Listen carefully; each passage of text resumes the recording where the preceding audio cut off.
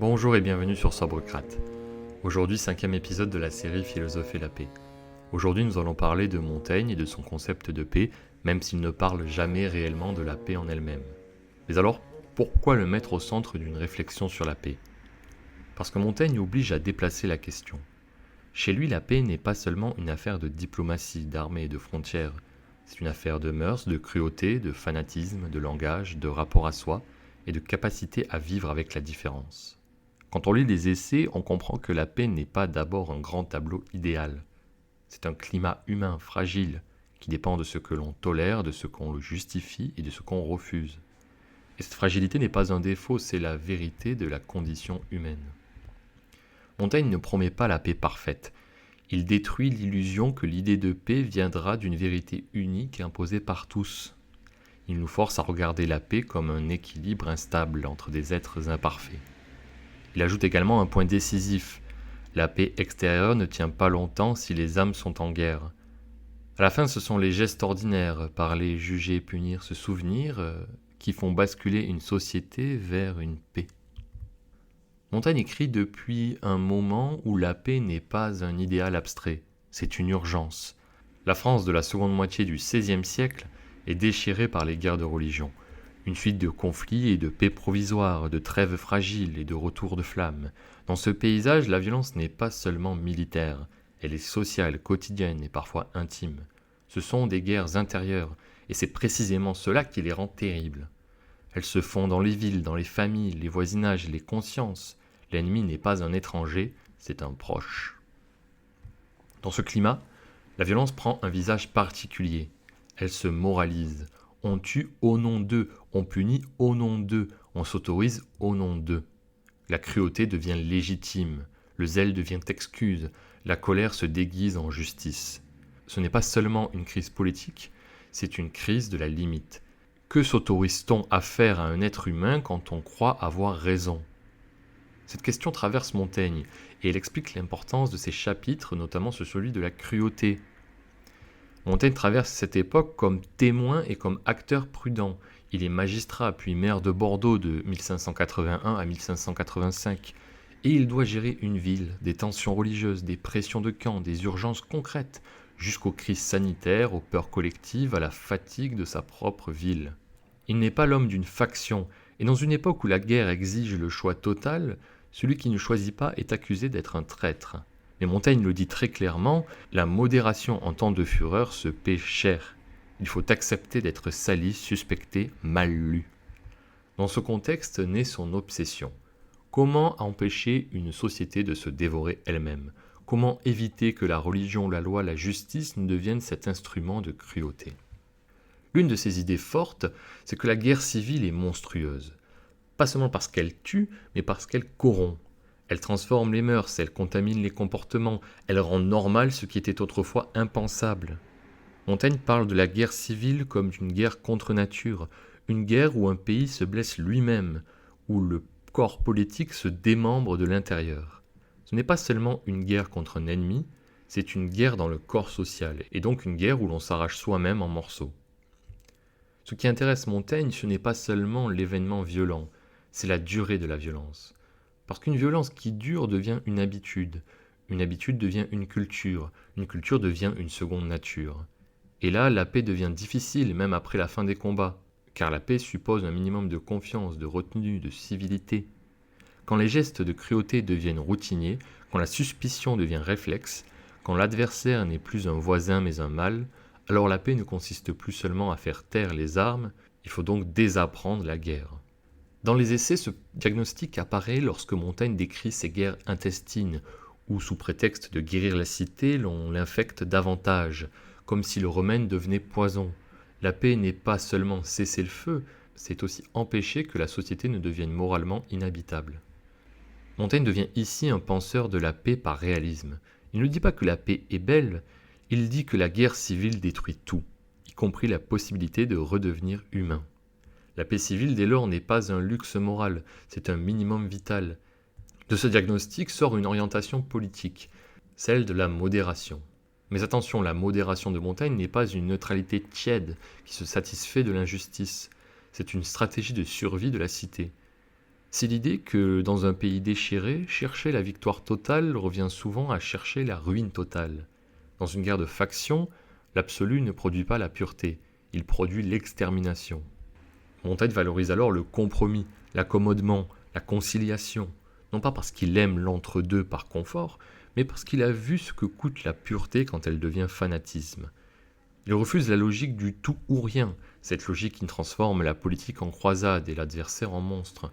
Là-dessus, ces pages sur la cruauté et sur la violence justifiée forment un arrière-plan moral permanent. Dès qu'on se persuade qu'on a absolument raison, on commence à s'autoriser l'impardonnable.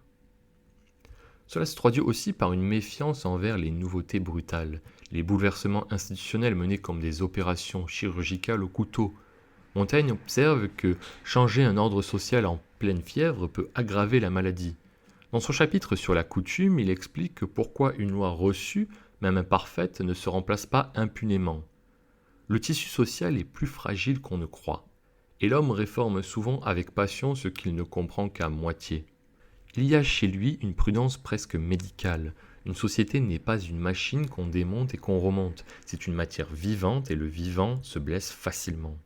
Ce que Montaigne cherche, ce n'est pas une paix de victoire, c'est une paix de coexistence, une manière de faire tenir ensemble des êtres humains qui ne croient pas la même chose, ne pensent pas la même chose et ne vivront probablement jamais dans l'unanimité. Et c'est là un point crucial. L'unanimité n'est pas seulement improbable, elle peut être dangereuse quand elle est produite artificiellement à coups de peur et de contrainte. Montaigne ne croit pas à une paix obtenue par la haine d'un extérieur.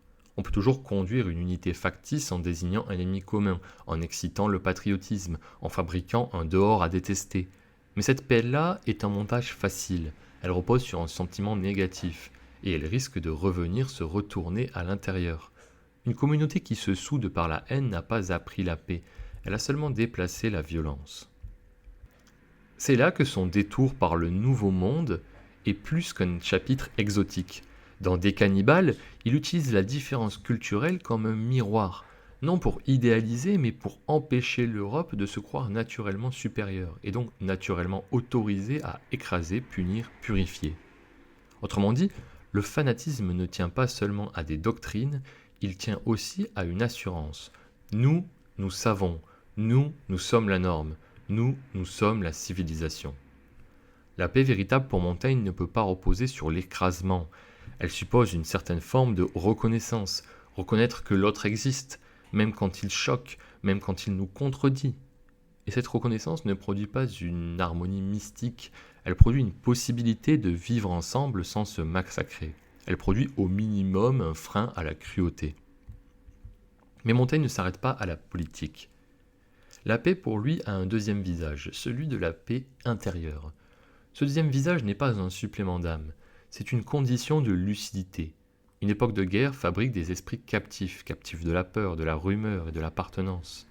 Dans De la solitude, Montaigne recommande de se ménager un espace intime, une sorte de refuge intérieur, une arrière-boutique où l'on se retire pour ne pas être avalé par le tumulte. Non pas pour fuir les autres, pour fuir la guerre, mais pour ne pas se perdre dans les autres. Non pas pour quitter la cité, mais pour rester libre en soi. Cette image apparaît sur ce point magnifique, parce qu'elle dit que l'âme a besoin d'une pièce de secours, d'un lieu non envahi, un lieu qui échappe à la guerre. Et ce point est central pour la paix. Une époque de guerre civile fabrique des foules, elle fabrique des appartenances, elle fabrique des gens qui ne pensent plus, mais qui répètent. L'arrière-boutique, c'est la condition de résistance à cette contagion. Si je n'ai aucun lieu intérieur, je deviens immédiatement un morceau d'opinion, un morceau de camp, un morceau de colère collective. Cette paix intérieure passe par un art du détachement. Ne pas être possédé par ses biens, ses ambitions, ses colères. Montaigne n'est pourtant pas un ascète. Il aime la vie, le présent, le goût des choses. Mais il veut jouir sans se livrer, vivre sans se dissoudre. Et surtout, il veut désarmer ce qui empoisonne la paix intérieure, et notamment la peur de la mort. Dans Que philosopher, c'est apprendre à mourir, il s'exerce à regarder la mort autrement, non comme une obsession morbide, mais comme un travail de lucidité qui la rend plus habitable, et donc qui lui offre un espace de paix intérieure plus propice. Montaigne nous force à penser la paix à partir de la cruauté. Pour lui, la cruauté est un vice radical. Non pas seulement faire du mal, mais s'y habituer, le justifier, y prendre une forme de goût. Et c'est cela qui l'épouvante, la possibilité que la violence devienne divertissement et que la punition devienne spectacle. Dans De la cruauté, Montaigne ne fait pas qu'indigner. Il analyse une pente humaine. Il montre comment la violence peut devenir normale, comment la punition peut devenir cérémonie, comment le zèle peut devenir barbarie. Il insiste sur ce basculement.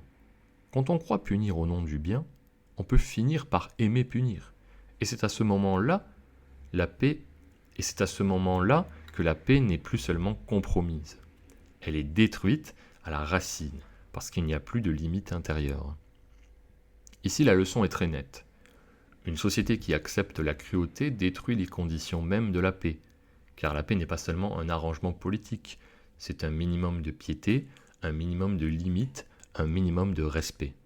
Si ce minimum disparaît, on peut encore avoir un ordre, mais ce sera un ordre de peur, et la peur ne fonde pas une concorde.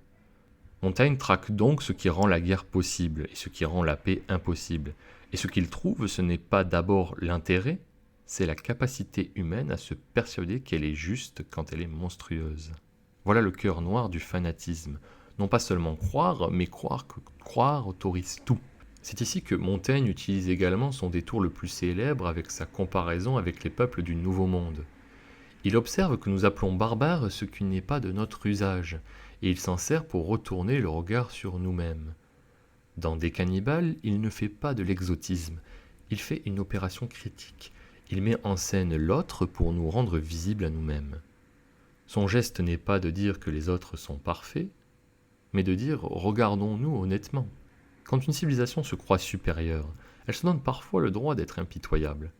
Montaigne casse cette assurance, il suggère que nos raffinements de supplices, de bûchers et de persécutions au nom de Dieu peuvent être des barbaries plus sophistiquées, et donc plus hypocrites.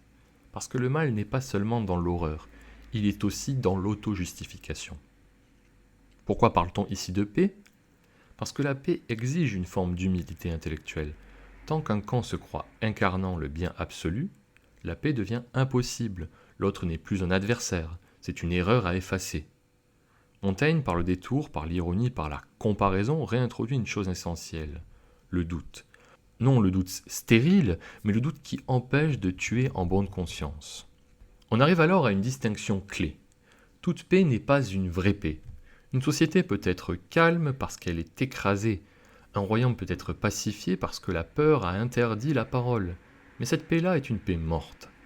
Montaigne se méfie profondément de ces paix imposées par la force. La paix véritable chez Montaigne ressemble plutôt à une coexistence civilisée, une situation où la différence peut exister sans déclencher la violence. Et c'est là qu'entre l'importance de la parole, de la discussion, de l'art de la conversation. Nous pouvons nous référer au chapitre de l'art de conférer. La conversation devient une institution de paix, non pas parce qu'elle supprime les conflits, mais parce qu'elle les transforme. Et pour penser cette paix vivante, Montaigne a un modèle intime, l'amitié. Dans son autre chapitre de l'amitié, il donne une image où le lien ou la confiance permet la franchise, un lien assez fort pour supporter la contradiction. Ce n'est pas un modèle à copier tel que pour la politique, mais c'est une intuition. La concorde sociale dépend d'une certaine qualité de confiance, sans laquelle la pluralité devient immédiatement guerre. Mais Montaigne n'est pas seulement un écrivain de la paix. Il essaie cette paix dans sa propre vie publique. Maire de Bordeaux, il tente de maintenir un espace de dialogue dans une époque qui déteste le dialogue. Il rend visible un fait important.